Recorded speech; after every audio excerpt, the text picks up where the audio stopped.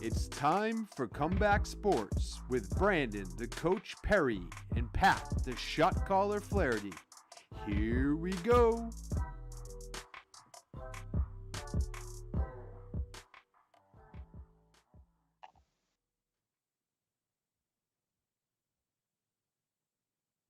What's happening, everybody? Welcome to another edition of Comeback Sports. Folks, I am your host, Pat, the Shot Caller Flaherty. And as always, I am joined by my co-host, Brandon, the Coach Perry.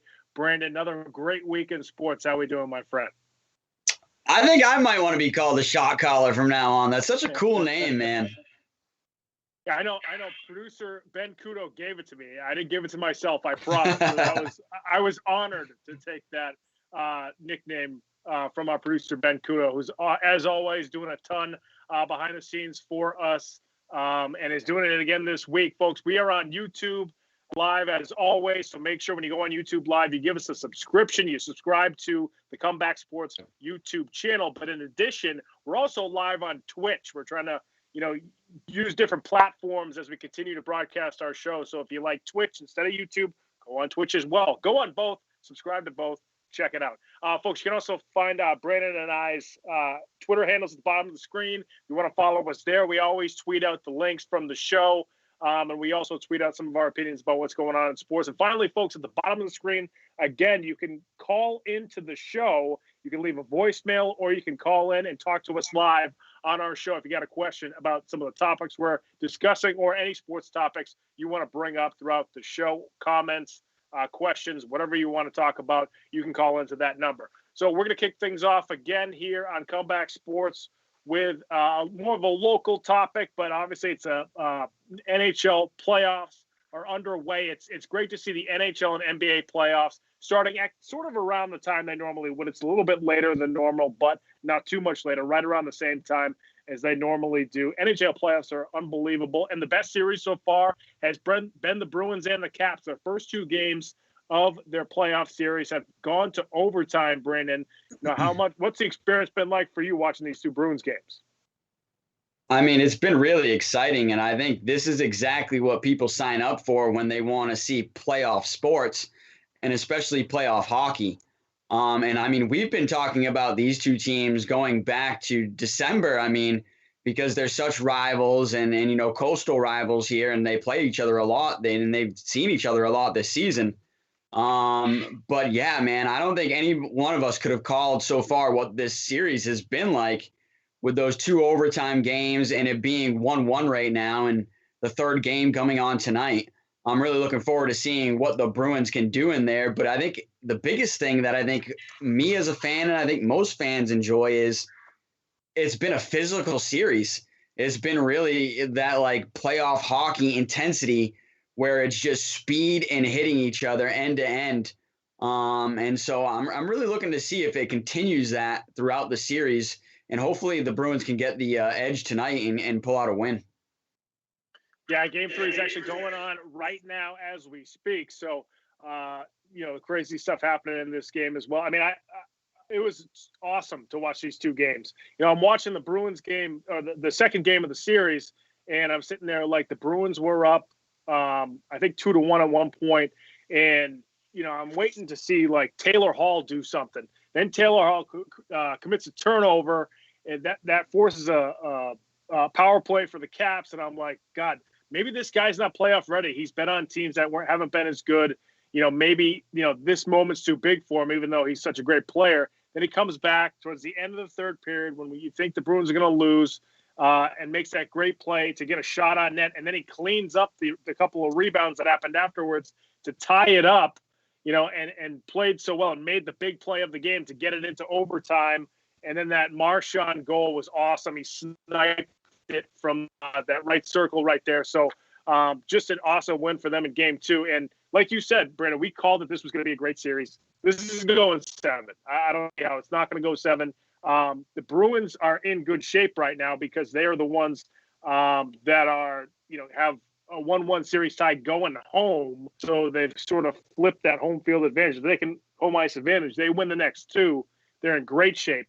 First things first, they got to win tonight. But yeah, I think this series is going 7. It's going to be one of the best series in the first round, at least. Yeah, I mean, and it could be one of those series where you might have the potential like Eastern Conference champion coming out of this series because I think both of these teams are really that good and they're playing at such a high level right now.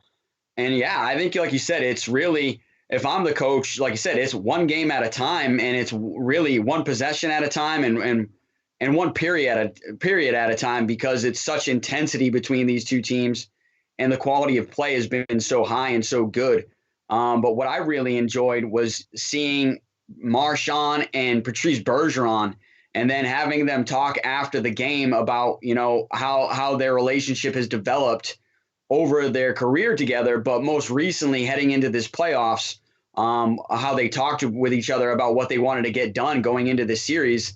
And then I think we got to see that in that overtime, which was awesome. And hopefully they can keep that chemistry going for game 3 tonight and really pull out a win. But moving on to topic number 2, the season, the Wizard, and another, great combo that paid off was Jason Tatum and Kemba Walker last night getting the big W for the C's. Yeah. Most Celtics fans this year have just kind of gotten sick of the Celtics. It's just because we had so many expectations coming into this season. There's 2 young stars in Tatum and Brown. You thought Kemba Walker, maybe would be healthy later on in the year. Robert Williams was starting to come into his own. They had a couple of draft picks that they expected a lot out of, and that just hasn't happened. They made a mini move to get Evan Fournier at the deadline. That hasn't, come to fruition. That hasn't helped at all because, he got COVID. He wasn't playing well, then got COVID, and then he's come back and had a couple of decent games. So this Celtics team has been a total disappointment for Celtics fans. I know a lot of other NBA fan bases would love to be the 7th seed in the East right now, but still, this has sort of been this disappointing season for the C's. So they go into this play-in game, which nobody thought they, with their talent that they should be at this point. But you look at the game in and of itself, and they took care of business. I mean, they didn't have Jaylen Brown. They lose Robert Williams for basically half the game. That means their 2 bigs are Tristan Thompson, and I forget the big man's name, the other guy that's in there, Cormet, I think his name is. And they don't have any bigs that are that solid. The Thompson actually does what he needs to do, double-digit rebounds. He cleaned up a lot around the glass. But Jason Tatum came through again. He was a superstar last night, scored 50, went to the free throw line, 17 free throw attempts, which is huge for him. And that was the most impressive part of the game is that, they actually came out with a little fire last night. It wasn't the prettiest game or performance from the Celtics, but they actually came out with an edge, played hard, and you had a lot of young guys getting a lot of minutes, Nesmith, Langford, Pritchard, and they made mistakes, but, those young guys are now getting playoff minutes, and I think that's one of the biggest things for this team looking down the road. They're going to have a real tough time in the first round of the playoffs against the Knicks. I think they're going to get smoked, but they didn't just roll over and say, we don't even care about the play-in game. And that's what could have happened last night, but it didn't. Yeah, I mean, I think it's one of those things where going back to what you first started with the season being disappointing, I think it definitely is. To be honest, I didn't even really watch the first quarter of this game because I was just like, whatever happens, happens. And then I saw that they were playing good, and I was like, all right, let me tune in here. And then they played good throughout the game. But like you said, it has been a disappointing season. And I think one of those things where fans expected us to be in that 4 to 5 seed range. And instead, here we are playing for the play-in game and the play-in tournament. So I think across New England and even across the world, because I think the Boston Celtics is one of those franchises that's international with their fans especially, I think we're just all disappointed with the season. And, there's obviously still been talks about dismissing Brad Stevens. And Danny Ainge came out and said that Brad Stevens is safe and safe going forward. So I liked hearing that, seeing that we're going to be dedicated to this program and to our coach going forward, because I do think he's a great coach. I do think he's the right man for the job. We just need a couple more pieces around Tatum and Brown. And we've spoken about that many a times on this show. But the game against the Wizards, I do think they came out and got it done. And honestly, I know it was a play-in game, but it was still, to me, playoff basketball. It was to get into the playoffs, and it was, win and get in or lose and go home. So it's one of those really situations where the best people have to show up, and Jason Tatum did. And so we had a caller that called in last time, Greg from Marion, was saying, is Jason Tatum worth it? I mean, Jason Tatum just dropped 50 points in a playoff game. So I do think that proves that he is worth it going forward. And Kemba Walker showed up, and, I know he's been hurt all season, but it was good for him to show up, hit some shots, and play alongside Tatum, because that's all Tatum really needed with his 50-piece was someone to chip in a little bit. Evan Fournier hasn't been that guy with the trade. Me and you both called that, earlier in the season when the trade happened, that it wasn't going to make us a contender. And I think we've proven that going forward, that he just doesn't really help much. But yeah, it's one of those things where, hey, like, you won and your reward is to play the Nets. Like, all right. Like, so it's like, I think we're right. Like, I think they are going to get smoked. It's one of those things. If Jason Tatum can drop 50 every night, then maybe they'll have a chance to stay in there. But I still think it's one of those things where the Nets win this series 4-2, maybe even 4-1. I honestly would be shocked if they ended up getting swept. I mean, the Celtics don't have the talent right now. You don't have Jaylen Brown. I don't even know if they had the talent with Jaylen Brown. So now you subtract your second best player. Some people think maybe he's their best player. And then you've got Rob Williams, who's probably your best big, who's now hampered a little bit coming into this playoff series. Never mind the fact that he still doesn't have a lot of experience. He's never really played a full season. So you've got that going. And then, you have Fournier, who's never really played in the playoffs. I think he played it in the bubble, but that was a very brief playoff appearance. He's never really played in a contender. So and Kemba Walker, last year was his first time. So the team just wasn't really set up to make a run to begin with. Then you lose your second best player, and you have a hampered Rob Williams. They're just going to have a really tough time. But I know Tatum said in a press conference, somebody asked him, you're not really a rah-rah guy. Is that you're not, is that the way you provide leadership? And he just said, I think leadership you can either be vocal or you can lead through action and lead by example. He led by example last night, winning a play-in tournament game like that, putting up 50 points and go on the basket and get on the free throw line. So I thought that was important. I'm going to stick with the NBA, and they just had the Hall of Fame induction over the weekend. It was postponed, I believe, because of COVID, or I don't think it's normally this time. I could be wrong in that, Brandon. But, we saw a very emotional Hall of Fame for this year's or the 2020 class.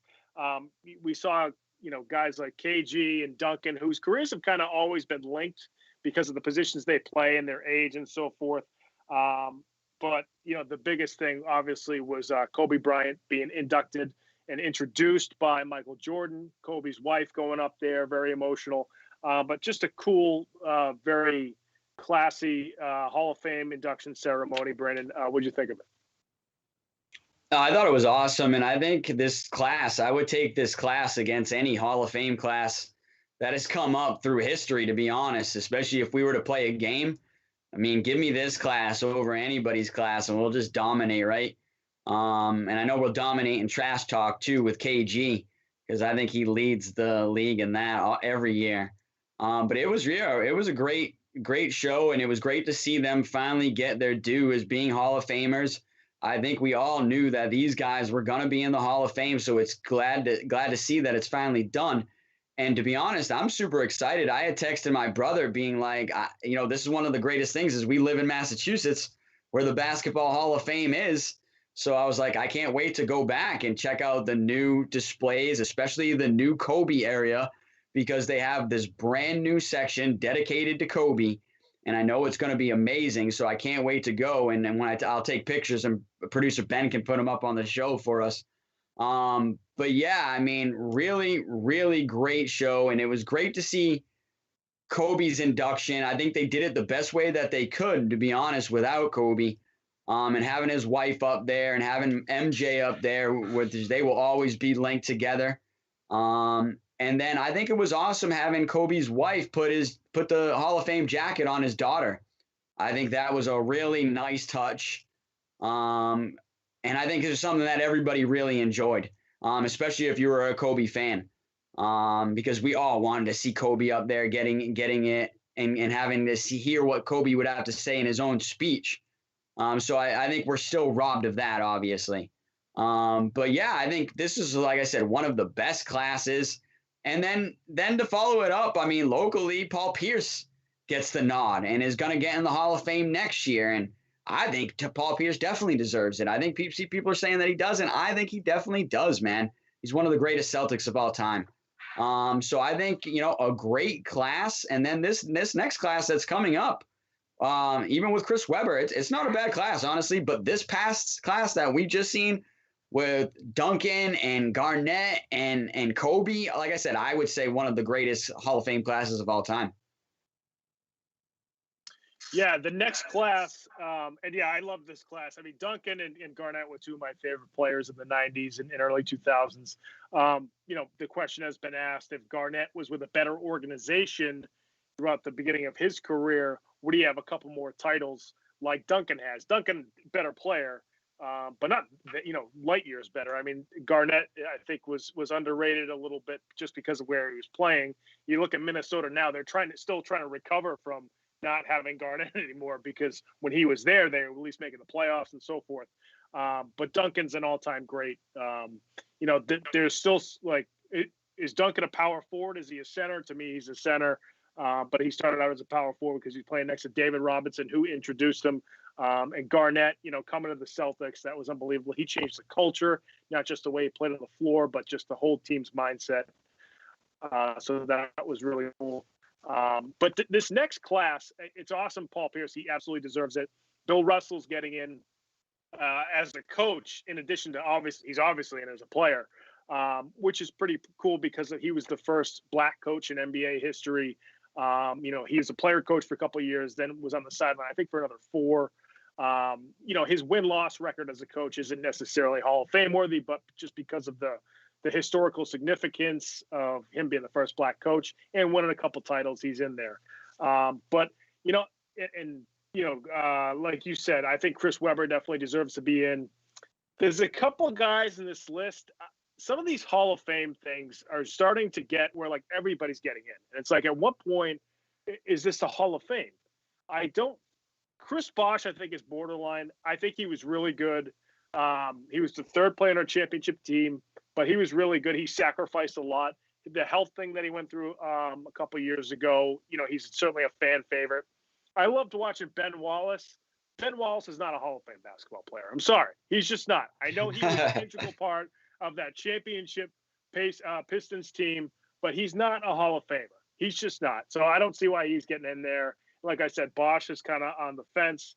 And you have Jay Wright getting in, who I think eventually probably deserves to get in, but he's still coaching. I don't like when they just have coaches that are inducted into the Hall of Fame when they're still coaching in that particular. He's still coaching at Villanova in college. That's why he's getting in, because of his record at Villanova in college. So what are we doing here? So those are the things that I hate to put a damper on this great Hall of Fame weekend, because it was great because of the two classes and what happened with Kobe. But I'm kind of tired of these borderline guys getting in. I think that they need to be more selective in the Hall of Fames across the board in all the sports. I agree with you. 100%, to be honest. I honestly liked it a couple of years ago where the Baseball Hall of Fame, they just said, nah, nobody's worthy of getting in. And they just had nobody get in that year. So I think it's really one of those things where, like you said, you got to keep it a more exclusive class. And it's funny you say that, because I thought the same thing when I saw the next year's list, and with Ben Wallace and with Bosh. And then, like I said, I think some people could even question Chris Webber, to be honest. And so it's one of those things where, I don't, but I think there's going to be some people that are going to question if Chris Webber deserves to be in there. But I think he does. I think Paul Pierce does. And then, like you said, you got a coach that's currently active. He might have a way better record. Are you going to have to induct him again later on when he actually decides to retire? Right. So it's one of those things where it's just you probably have to be a little bit more exclusive. And I think people would appreciate it a little bit more. And I know fans, hardcore fans like me and you, where we'd be like, yeah, man, those guys deserve to get in, or you got a couple of guys that just don't belong in. And I think I would have to agree with you where, Ben Wallace, key, intricate part of those championship teams. But I just don't think that he gets in on his own merit. But I will stay for Chris Bosh. When he played for the Toronto Raptors, he was the franchise. He really was the franchise there. And then they made the move to make that big three in Miami. And arguably it gets him those championships because I don't think he wins one. He would have won one if he stayed in Toronto. But arguably he could have gone on to put up major numbers and still be the franchise piece there for a long time in Toronto. So it is, I think, like you said, he is a toss-up in my opinion as well. If I had to say yes or no with Bosh, I'd probably say no because we're trying to say that it should be a little bit more exclusive. But we'll have more talks about that, especially with Paul Pierce getting inducted for sure. But let's move on to topic number 4. And I just want to move on to topic number 4 anyway, because it's Monaco race weekend for F1. And we're back to really one of the most historic tracks on the F1 calendar, going back to, honestly, the first year that F1 was in as a sport and in as a motorsport. They were racing around this great track at Monaco. And the crazy part is the track is not changed much. It hasn't changed much at all. So it's such a historic track and in such a beautiful country, in such a beautiful setting. Everybody can't wait for Monaco, and I know I can't wait. And yeah, let's get after it. Monaco race weekend. Yeah, I mean, I mentioned before that Monaco is not necessarily the best actual track itself, but the scenery is unbelievable. I mean, we've talked about before how in F1, just the different cities and towns that the F1 circuit travels to throughout the season. Monaco's like one of those at the top of the list, you know, and there's some players that live in Monaco, and it's for good reason. The place is beautiful. So, you know, that's one of those signature places where you look throughout the schedule and you say, okay, where's Monaco? Because that's the one that you're looking forward to, you know, and just the scenery and everything is amazing. And this is one of those big events that everybody in F1 is geared up to get to. And it seems like you win Monaco, it kind of puts you in a, no pun intended, but it's puts you in the driver's seat for the rest of the season where, you know, you win at Monaco and it just seems to springboard drivers throughout the rest of the year. You know, it probably helps the team too, that you go to this iconic place and you end up winning there. So I think whoever wins at Monaco this season, that's really going to help them. You know, if it's Lewis Hamilton, he doesn't need any help. But anybody else, if anybody else wins this race at Monaco, I think that's really going to help them throughout the rest of the year. Man, I was just in awe because producer Ben was showing Senna going around Monaco in 1992, and now we're watching Nigel Mansell. And this is his frenzy at Silverstone when he won. But yeah, I mean, Monaco is such a historic track. So if producer Ben, go back to Senna going around it, the clip you had before with Senna going around the track, the old school track. And like I said, it hasn't changed much. And like you said, and I did bring it up in an earlier show, the one thing to question is it's so hard to overtake here. And here's the footage again. It's so hard to overtake here. You have to be perfect when you try and overtake here. And a lot of times it's risky for you and the other car. So it's really one of those things because it's a street circuit. And this is one of the only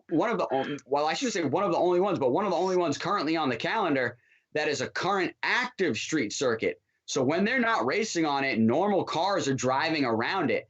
And like you said, a lot of the drivers, they live in Monaco themselves. So they are quite frequently walking around this track or driving their own car around this track. So they've got a ton of experience around it. So you're going to see a great race no matter what. But I'm telling you, it is so hard to overtake here. So qualifying is really the big thing. Track position is really the big thing. If you have track position here, it really puts you in the driver's seat to go ahead and win the championship. And this is one of those things where we're going to talk about the PGA Championship later in this show, but this is as big as the PGA Championship. This is like winning a major. If you win Monaco, it's like winning a major. This is something that can drive your career going forward and something that you can have on the mantle forever and, you know, look back on because not many people win at Monaco. And like you said, this is really one of the most beautiful tracks that we're going to go to. It's got the marina where right now he's going around the marina section. And then there's a pool section as well where they added the pool in right about now. There's the new pool section. But yeah, it's amazing seeing all the yachts. And a quick funny story, Kimi Räikkönen, who is actually still on the grid right now, okay? One year he crashed out in the race, and instead of going back to the paddock, he went to his yacht. He went straight to his yacht, had his racing suit on, his racing helmet. Oh my God, one of the best moments in F1 history, and definitely one of the best moments in Monaco history. But if I'm going to have to pick a winner, watch out for obviously the two that have been battling all season, Max Verstappen and Lewis Hamilton. But I give the nod to Max Verstappen around this track because Red Bull is built for high downforce tracks. So it's always amazing around Monaco. But I don't know. It's one of those things where never count out Lewis Hamilton. He might pull out an amazing lap that Max Verstappen might not be able to top. Yeah, Verstappen, I think, is a good pick just because he has no fear. You know, he's going to try to overtake guys. You mentioned it's tough to overtake, and I was actually going to say after you mentioned it, which is a great point, qualifying is going to be huge.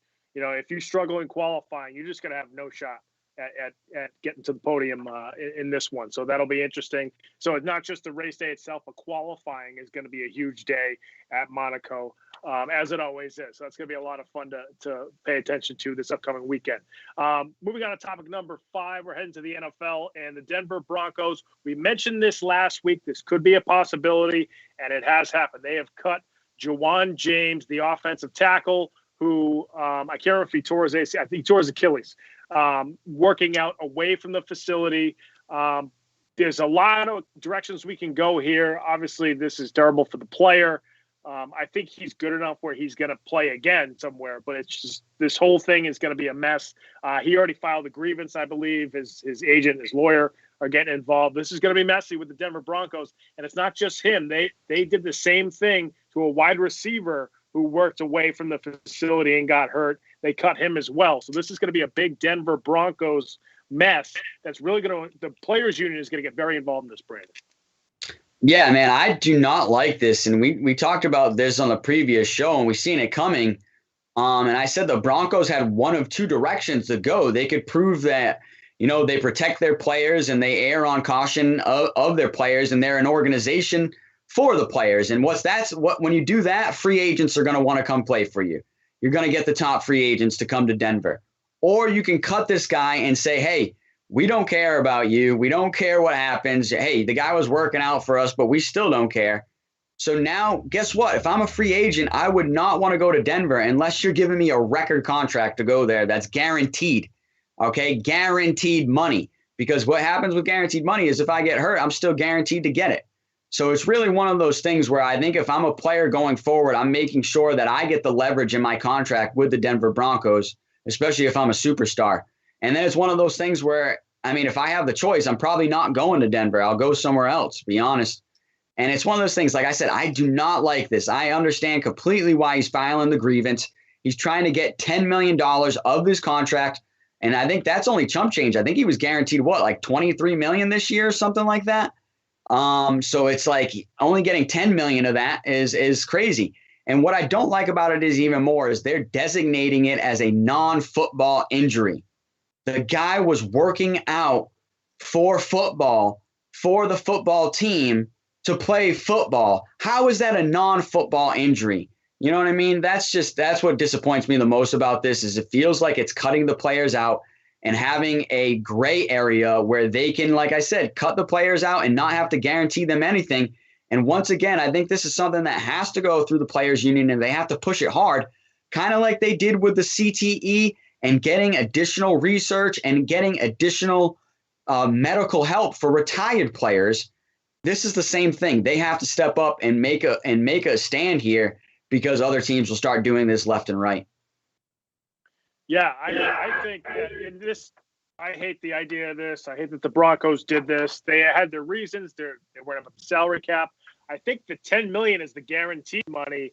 And I think 23 was his full salary for the year. I forget the actual numbers, but the $10 million, that's what he's going after is the guaranteed money. So I think they're pulling the guaranteed money because he got hurt working out away from the facility. I think that's where this is a massive issue, especially with the players union. But you know what? I blame the players union. They didn't do a good job in the last CBA to figure this all out. And I know, like, Tom Brady was on a Zoom, I think, with a bunch of players saying we're veterans, we don't need to go to OTAs, which I totally understand. But then when you don't go to OTAs and work on the facility, this is the risk that you take. Now, this is a unique year because we're in a pandemic. Things are starting to open back up, which is great. We'll talk about that in other venues in a few topics. But, it's just the last 2 years have been so strange that you can't just have guys working out all the time at your facility. So the Players Union and the next CBA has to really sit down and change this rule, get this rule, or at least tweaked so that at least if this happens, the teams can get some kind of salary cap relief because of the injury, and then the player gets, maybe a lower salary, but still can hang on to some of the money. And there's just got to be a better way to adjust to this type of situation. I'm actually surprised this hasn't happened more often, but I think, like you said, because, guys are still trying to work out, they're still trying to stay in shape, but you can't go to the facility as much right now because of the pandemic that we're almost out of. But these things are going to happen. I'm actually surprised it didn't happen more last year. So I hate the Broncos did this. I don't think it's because they don't like the guy, but he hasn't performed well. So they felt like this was an easy way to cut bait and to get the $10 million back of the guaranteed money. I think you're right. I think this is mainly their way of saying you didn't play well and we're ready to cut bait on you anyway. And we didn't want to pay you $23 million if you were healthy. And so they're trying to escape out of that contract. But I think it's one of those things where, hey, you signed the contract, you're going to have to abide by, especially the guaranteed money. I think we wouldn't even have to be getting into this whole arbitration if they just paid him his guaranteed money and at least took that hit and moved on. But they're not even willing to do that. And so that's where like you said, it makes it a very messy situation. But honestly, I keep thinking of, and I'm drawing a blank on his name, you can probably get it, the basketball analyst, the former Duke great player, the basketball player that crashed his motorcycle. Remember that? Jay Williams. Jay Williams. When Jay Williams, okay, and Jay Williams crashed his motorcycle, changed his whole career, okay, I get it. But this isn't a situation that's like that, okay? He wasn't out racing motorcycles. He wasn't jumping out of a plane. He wasn't like Tom Brady jumping off a waterfall. The guy was working out. He was working out with a private trainer and a personal coach to get better at his job, which is playing football. And so I just do not like this situation. And I hope you're right. I hope the Players Union can ratify this and fix it. And I hope the NFL can come in and they can just come to agreement to fix this. And like you said, if not, then in the next CBA, it has to be fixed. Because I just think there's such a gray area where the teams are really taking advantage of right now, and I don't like it. But moving on to topic number 6. This is a nice topic I like here. To move on to this quickly because I want to see OBJ in a Patriots uniform. But yeah, I think this is one of the things where the talk has been around that the Patriots have been pursuing a number 1 wide receiver aggressively, and they have made plays for Julio Jones, but nothing has played out because I really don't think Atlanta is really trying to trade him for anything but a boatload of stuff, obviously, and the Patriots don't want to give that up. But the next guy they've really been targeting is Odell Beckham Jr., and whether they target him now or try to get him in free agency, which he signed up until 2023. I was just checking that before the show, but I think it's one of those things where I think OBJ wants to come to New England, and I think New England wants OBJ. It's just, are you willing to give up J.C. Jackson to get him? And that's the news out there, is that the Browns want J.C. Jackson. Brennan, you're not going to like this. OBJ, an awesome receiver. He's awesome, okay? A little bit of a diva. Most of the great receivers are, okay? If I am the Patriots and I am trying to groom a rookie quarterback like Mac Jones, sometimes you bring a guy like OBJ in who just wants the ball because he's so competitive. Sometimes the young quarterbacks try to force it into him. Kind of like Randy Moss used to be the same way. Terrell Owens used to be the same way. If the Pats still had Tom Brady, I'd be all in. I'd say trade J.C. Jackson right now. But they don't have that. They have Cam, but Cam's probably not going to be with the Pats next year. You're looking at this not just this year, but long term. That's my biggest worry with OBJ. He is a $15 million cap, I believe, for this year and the next 2 years, essentially the next 3 years, including this upcoming year. So that's a pretty good hit, but that's also not the worst hit as far as the talent that he brings to the table. But because of their quarterback situation, I don't know if he's the right fit right now. Obviously, the talent is there, but if you're expecting Mac Jones to start, say midway through the season and develop as a quarterback, I don't know if OBJ is the guy you want in the huddle with him. I mean, I agree with you. I agree with you, but here's the other side of that as well. I think, first off, if you can get him now, you know what I mean, once he gets healthy for J.C. Jackson, I think that it's a good trade because I still think J.C. Jackson developing, I think he is going to be one of the best corners in the league, and I'd love to keep him. But I think we've all been saying that the Patriots have needed a number one wideout for many of years. Ever since we've lost Randy Moss and now Julian Edelman, we really haven't had a number one wideout. So, I mean, we've been trying to pursue to get one. I think if you can get this guy at the right price without giving up many draft picks, I think you can go ahead and do this. Remember, this is a firmer first-round pick that is still first-round pick talent. And I think one of the things is I think he still has plenty of upside, to be honest. I could see OBJ playing until he was like 35 or 36, to be honest, because I still think he's got that freak-like talent, and I think he's going to recover back from this injury like nothing. I've seen videos of him running already, and he looks great. I think one of those things that we were talking about with your Mac Jones thing is I agree with you. You don't want like the Terrell Owens type situation where he comes in and he's bullying Romo into trying to throw him the ball. But I don't think he's like a Terrell Owens. You know what I mean? I think he's a lot more personable. I think he's a locker room guy, somebody that you can get along with and somebody that you want to hang out with, to be honest. So I'm a big fan of OBJ. So I could see him and Mac Jones getting along great, to be honest. And I think that relationship could help. But I think it's also one of those things where Mac Jones was just throwing to Devontae Smith and Jalen Waddle. Well, this guy is better than both of those guys. So it's like one of those things where I think, arguably Mac Jones has already been thrown to some great guys. So I think this would just be like throwing to some guys he was just playing with, honestly, but a little bit better. And I think one of those things where, like you said, sometimes the young quarterback will be like, oh, man, I'm just going to throw it up. Well, this is the ultimate throw it up guy. Like him and Randy Moss, there it is right there. This is the ultimate throw it up guy. He's going to bail you out of a lot of bad throws. But I totally get what you're saying going forward. But I think it's, like I said, if it's the right price, I think it's one of those things where it could help us out and it could help us out for going with our young quarterback for the future. Yeah, my biggest thing is, and the Patriots will have a better handle on this than any one of us knowing, if he would fit. The problem is if it does become a problem where he's disrupting the development of Mac Jones, number one, you've given up a great corner in J.C. Jackson. And then number two, we talked about the cap hit. They can't just cut him. I mean, he cost $15 million against the cap. So there's kind of no out. When they went and got Randy Moss, he didn't have that kind of contract where, he comes in, if he was a problem, they could just cut him. He actually kind of had to earn the contract that they ended up giving him after that first season, that record-setting season that he had with the Pats in 2007. So, there's kind of all those factors. Again, the guy is unbelievable. We're just watching this one-handed catch, obviously, and he's had several of those in his career, not just on the practice field, but obviously in games. But it is a risk. So I think at the end of the day, the Pats probably aren't going to do it. But if they do, one, it wouldn't shock me, and two, it's going to be a lot of fun watching that guy down in Gillette Stadium. So we'll see what happens there. Moving on to our next topic. Topic number 7 is the PGA Championship. It's actually starting tomorrow. First round of the PGA Championship down at Kiawah Island in South Carolina. South Carolina is beautiful. Never been to Kiawah Island. I heard it's amazing.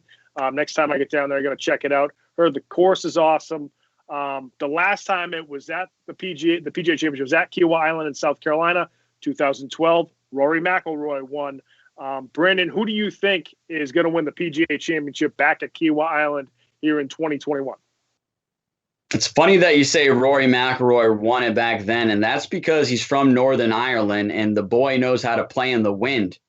And that's one of those things where I think he's going to be on top of the leaderboard again this weekend because he does know how to play in the wind, and he knows how to control his distances in the wind. He knows how to control his ball flight in the wind. And I watched about 15 or 20 minutes of Justin Thomas today on the range, And that's exactly what Justin Thomas was trying to practice with his driver. He was trying to hit a low lining stinger.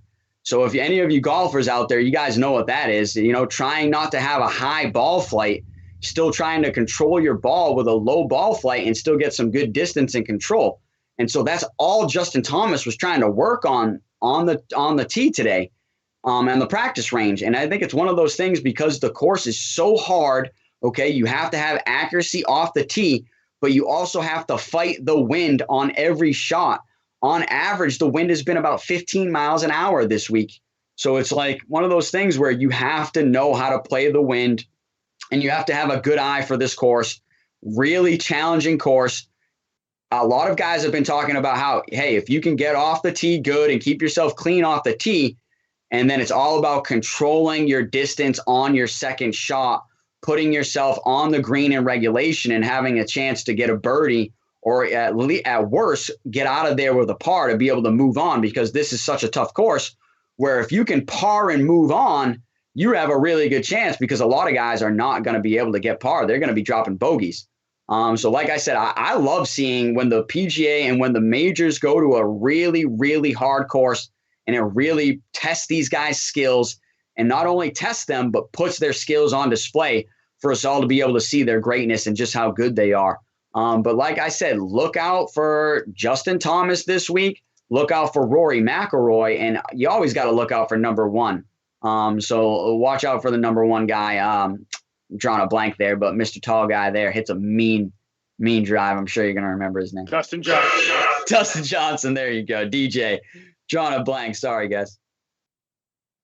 Yeah, Johnson definitely. I mean, all those guys are certainly in play. It always seems like the PGA Championship is a guy that's always a contender and then finally wins a major. So you said it right about accuracy off the tee. The other thing is this course is super long this year. I think it's actually the longest total yardage on a course in any PGA Tour event in 2021. So the what everybody's saying is, whoever can hit it long off the tee, but also keep it accurate. So, Rory's obviously in play. He won 2 weeks ago at the Valspar, I believe it was. Wells Fargo 2 weeks ago. So, he didn't have a great start to the season, but then, wins a couple weeks ago. I know that, the last 6 or 7 winners of the PGA Championship have finished at least in the top 15 of the tournament they played in the previous week or whatever. The previous tournament they played before the PGA Championship. So if you have momentum coming into the PGA Championship, that helps. Driving distance, accuracy. I'm going to say that, he's been close in a few majors over the last couple. He's very consistent. I think he's going to win a major this time around. I'm going to pick Xander Schauffele as the winner of the PGA Championship. Little guy, hits it a mile, hits it accurately, hits his irons well. Had a couple of mistakes at the Masters. Really could have made a charge, but made a couple of mistakes there on the final day. I think Xander Schauffele is going to win the PGA Championship. He's my guy. Victor Hovland's a hot pick this week. All the European guys are going to be big picks this week. Louis Oosthuizen, because of the way that the European players hit their iron shots. But I think Schauffele's the guy that's going to take it down this week. Yeah, man, those European players know how to play in the wind, so you do have to watch out for them. And like I said, it's going to be windy all week here. But, man, two great minds think alike, because I was going to say my two dark horses, first one, Xander Schauffele. I mean, this kid puts it together, has a full game. Boom, baby. Has a full game. He can hit it. He's got the accuracy. He's great around the green with touch, and he's good on the green with his putter.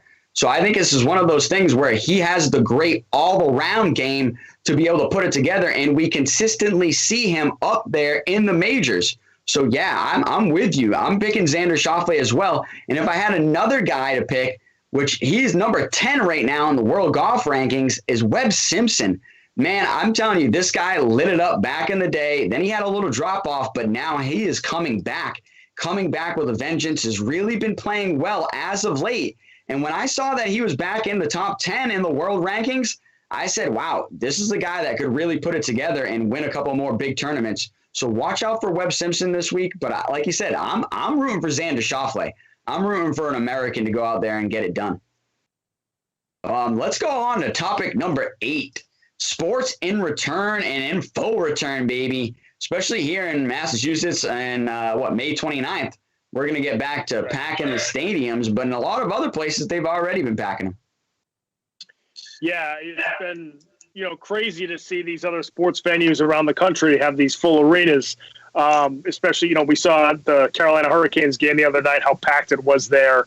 A couple of weeks ago, the Texas Rangers had this massive stadium, and nobody got COVID from it, as far as we understand. So to see, maybe Fenway Park full again, there's a chance that one of the Celtics games against the Nets could be a home game at the TD Garden with a full arena. I think the Bruins might get a full arena game as well. Coming up, maybe I can't remember which particular game it could be, but we could see both those games have full arenas as well, which is going to be great. Even the Celtics game last night, it was 25% capacity, but it was just so much better hearing an actual crowd and seeing a crowd, and instead of the crowd noise. I mean, we've been putting up with the crowd noise for over a year. I'm done with it. I don't want to hear it anymore. I want to see the crowd and hear the crowd again, and that's because it's one of the funnest parts of watching live sports, seeing the crowd's reaction, especially in those tight NBA basketball games down the stretch. Every shot made there's a reaction from the crowd, so I'd like to see that again here in Boston. Like you said, there's other places that have already had either full arenas or 50% arenas and are getting closer to the full arenas, and that's just going to be great to see. It's bringing that sports experience back that we've missed so much over the past almost year and a half now. Yeah, like you said, for the past year and a half, we really haven't had that in live sports experience, especially with major fans packed in there, bringing the energy and bringing the excitement and sometimes bringing the craziness as well. But that's, I think, what is so great about sports, and we're getting to see it come back. And we're getting to see it come back in full. And I think people are going to come back with a vengeance, to be honest, a lot of fans. So it's going to be good. And I think it's one of those things where I think the vaccinations are proving to work and the numbers are going down. So it's like, hey, we can get back to normal life, which is awesome. But it's funny you say that you don't want to hear any more fake noise, because I was going to ask producer Ben to pull up some fake crowd noise to at least make us feel like we're having a great time here. But hey, real crowd, why don't you subscribe to this show, give us a like, give us a follow on Twitter, call up that number, pick up your cell phone, give us a call right now. If you don't want to talk about this, I know you want to talk about number 9 with some OHTANI. But yeah, I mean, sports is just exciting, and that's why, hey, we're so excited. That's why we do this show, because we love sports so much. There's so many other people are out there that are excited about sports. And I know I'm excited to see some fans come back to the F1 races. Hopefully the F1 race is coming up. And I know, speaking for Lewis has talked about how the fans drive him. And that's like any other athlete. The fans drive them to be better and to do these great things and these great moments that we get to enjoy. So don't get me wrong. It's been awesome watching sports on TV and getting to see a lot of sports live stream that you wouldn't get to see. So I hope that sticks around. I hope they continue to live stream, especially high school sports and more college sports. But I'm glad to see, sports coming back with a vengeance in person. And I think the fans are really going to tear it up over these next couple of weeks and this summer. So it's going to be exciting. Yeah, I know. The other thing is, in the past too, the fans have influenced games. We've seen, certainly here in England for Patriots games, Bartman, and even, you watch NBA games, a lot of times the refs, get in or their calls are influenced by fans and their reactions and their boos and so forth. I mean, coaches have said refs make calls sometimes based on the fans. And you mentioned it as well, Lewis Hamilton in F1, he does it for the fans. It's a huge part of his motivation. You can see it in players in NBA games and NHL. It just gives you a different level of excitement and a different level of energy when there's fans in the building. So to kind of get back to normalcy in sports, not just the watching experience, but also the way the actual game is played, because fans do influence that. It's going to be a lot of fun to see. But like you said, moving on to topic number 9, and a guy that's been a ton of fun for baseball fans to watch, especially this season, is Shohei Ohtani. This guy has been unbelievable. I believe he still leads the major leagues in home runs right now. Guy's been unreal. And then on top of that, he's a really good pitcher. And we haven't seen this. Our generation has just never seen this before. A lot of people talk about Babe Ruth, back in the 30s and how he pitched and was the home run king for so long. But then you see Shohei Ohtani doing it in 2021. It just looks like something we've never seen before. So what has it been like, Brendan, to see this guy Shohei Ohtani? I mean, first off, I don't really even like baseball, but I've been watching baseball because this guy is the man. I mean, people are saying that he's the modern-day Babe Ruth. I honestly think he's probably better than Babe Ruth. I bet he would throw the ball a lot harder than Babe Ruth, and he crushes that thing, man.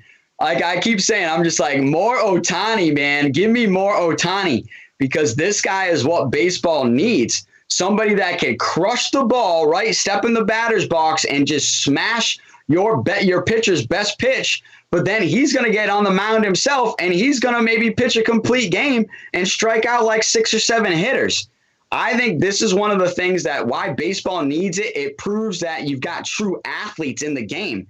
This is a guy that can do it all instead of just having like a one-trick pony. And I think that's what a lot of times baseball gets I guess accused of doing, right? You bring in the closer and that's all he can do, right? That's all he can do is close, or you bring in the DH and that's all that guy can do. All he can do is be a DH. And plus the game is so slow right now. So trust me, I've got a lot more things to beat up on baseball than I do to prop it up. But Ohtani is one of the reasons to prop it up. I think people were excited about Ichiro. I want to see them start getting more excited about Ohtani, because I think Ohtani is that great athlete like Ichiro Suzuki was. He was a great athlete that could span generations, and everybody loved him. Everybody loved watching him play. Ohtani is that current guy for this current generation, and I can't get enough of him. I really can't. And he is currently leading the league, like you said, in home runs. Not only that, he's also leading for MVP. He's leading the ballot for MVP, and I get it, man. I think the Angels, without this guy, what would they be doing right now? And like I said, he does it all, man. He does it all. I'm just so impressed with this Ohtani guy. Give me more Ohtani, man. One of the biggest things that Major League Baseball has not done well over the last decade, at least, if not 2 decades, is market their superstars.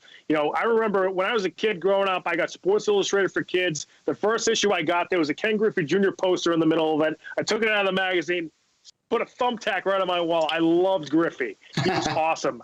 Frank Thomas. Even Barry Bonds, all the stuff he's done. Back when he was, not the steroids guy that we think of now, he was one of the guys that everybody looked up to. Roger Clemens, same thing.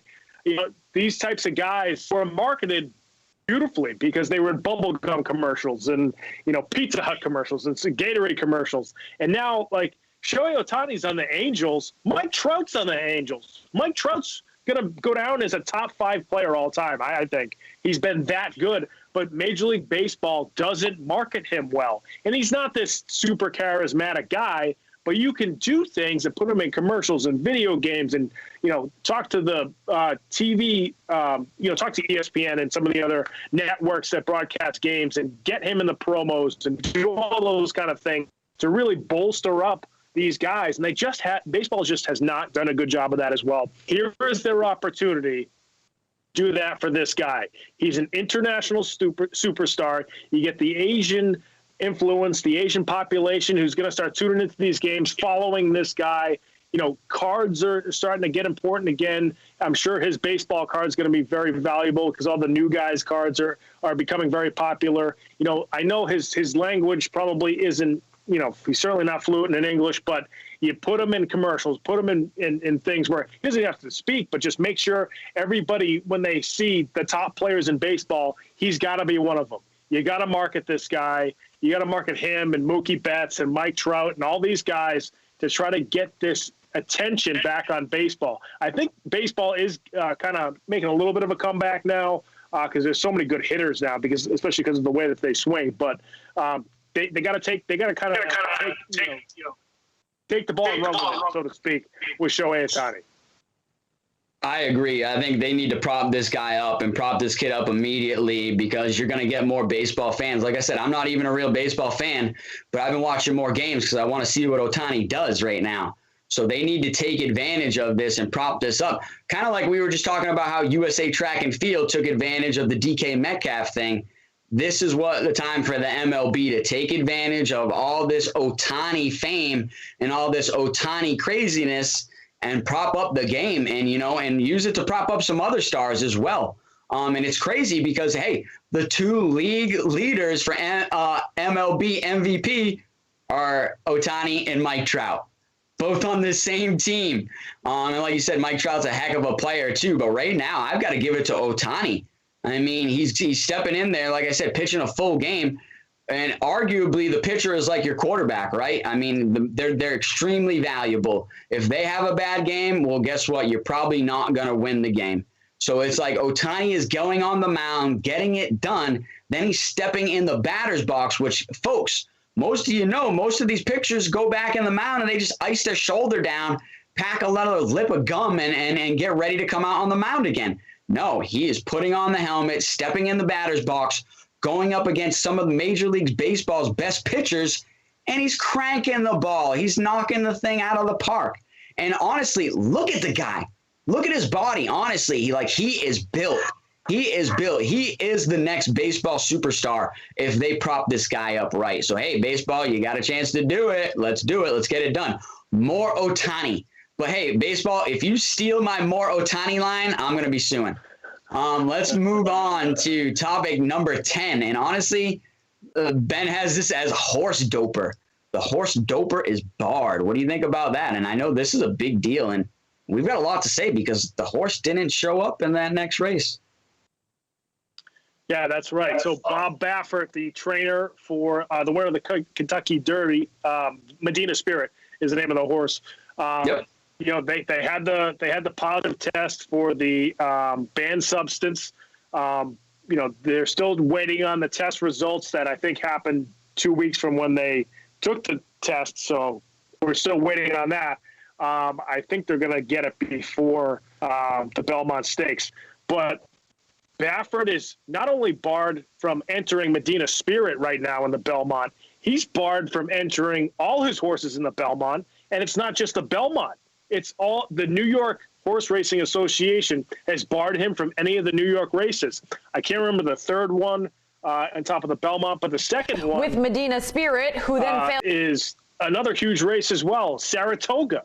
I don't know if anybody's ever been to Saratoga. It's awesome. I've been. I went once. It was unbelievable. It's more blue collar than some of the Triple Crown races. It's a lot of fun, and it's a huge race. He now can't enter any of his horses in Saratoga as well. So I don't know if he's going to try to appeal and try to get some of the other horses in and maybe just not have Medina Spirit.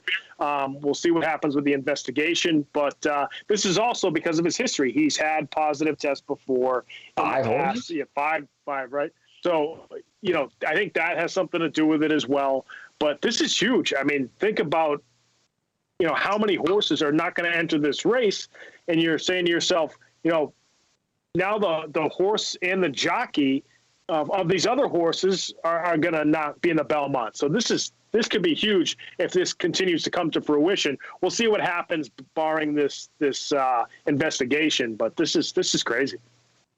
Yeah, I'm really still curious to see how that first test is going to come back from the Running of the Roses, because if it comes back positive, they're obviously going to have to vacate that win.